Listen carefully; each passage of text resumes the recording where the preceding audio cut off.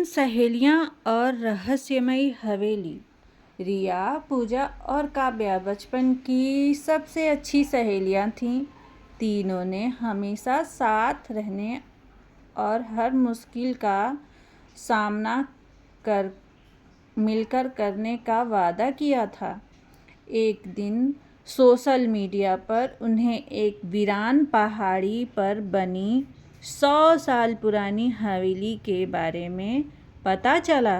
लोग का कहना था कि वहाँ हर अमावस्या की रात एक बंद कमरा अपने आप खुल जाता है और जो भी उसके अंदर जाता है वह पहले जैसा वापस नहीं लौटता। रिया ने हंसते हुए कहा, चलो देखते हैं आखिर सच क्या है। पूजा थोड़ी डरी हुई थी, लेकिन काव्या ने भी साथ देने का फैसला किया।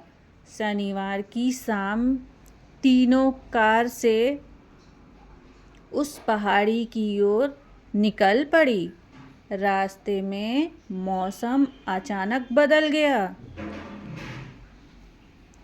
तेज हवा चलने लगी और घना कोहरा छा गया।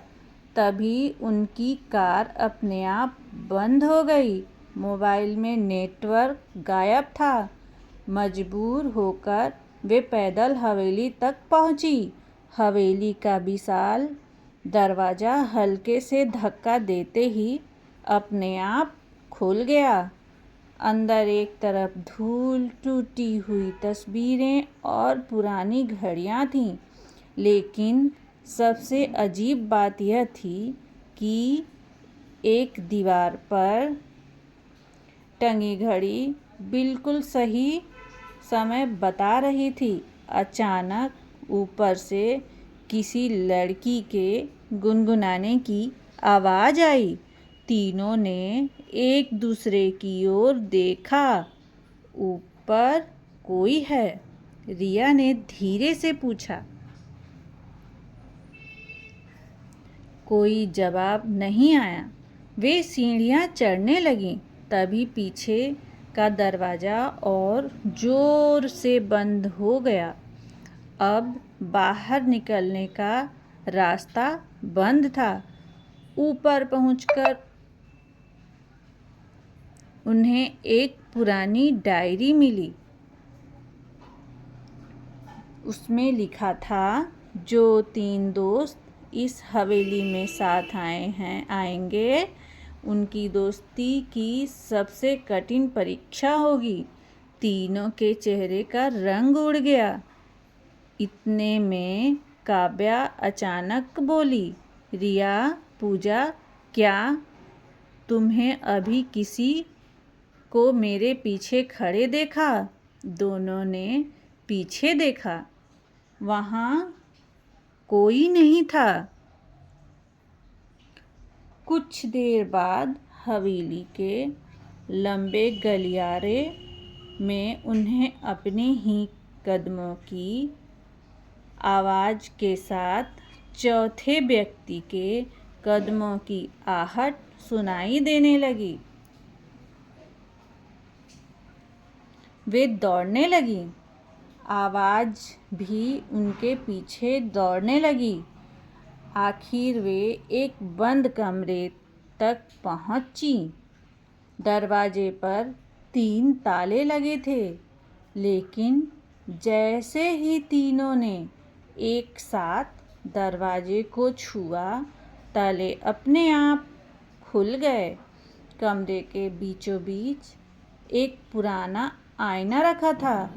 उस आईने में रिया और पूजा तो दिखाई दे रही थी, लेकिन काव्या का प्रतिबिंब गायब था। काव्या घबरा गई।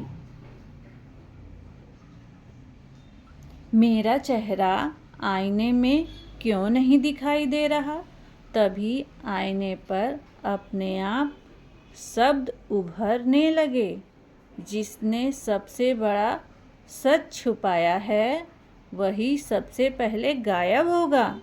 रिया और पूजा हैरान होकर काव्या की ओर देखने लगीं। काव्या की आंखों में आंसू आ गए। उसने कांपती आवाज से कहा,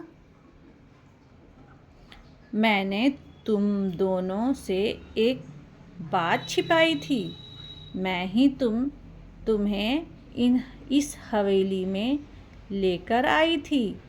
मुझे एक अनजान व्यक्ति ने बहुत सारे पैसे देने का वादा किया था। रिया और पूजा सन्न रह गई। इतना कहते ही पूरा कमरा कांपने लगा। आईना चटक गया और उसी पल एक तेज रोशनी पूरे कमरे में फैल गई। जब रोशनी खत्म हुई, काव्या गायब थी। रिया और पूजा उसे हर जगह खोजने लगी। तभी वहीं पुरानी डायरी जमीन पर खुली मिली। आखिरी पन्ने पर नई लिखावट उभर रही थी, जिसने लालच चुना वह हवेली का हिस्सा बन गया, लेकिन जिसने दोस्ती और सच्चाई चुनी उसे एक और मौका मिला।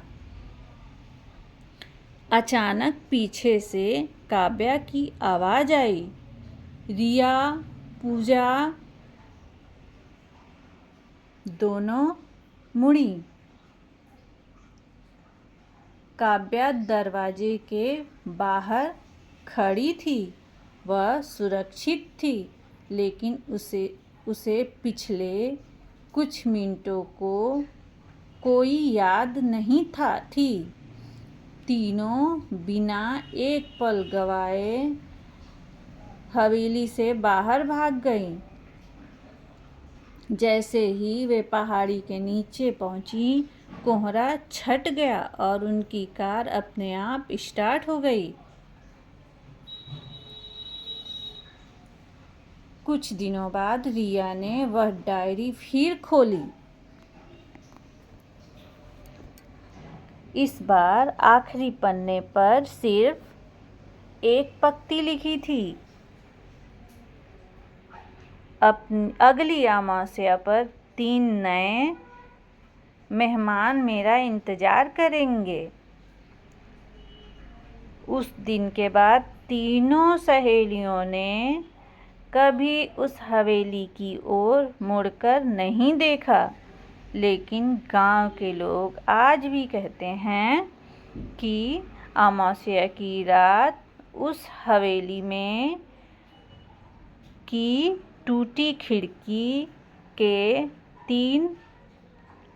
3 परछाइयाँ दिखाई देती हैं और दूर से किसी लड़की की धीमी हंसी सुनाई देती है। धन्यवाद। अगर कहानी अच्छी लगी है तो मेरे चैनल को लाइक, कमेंट, सब्सक्राइब ज़रूर करें।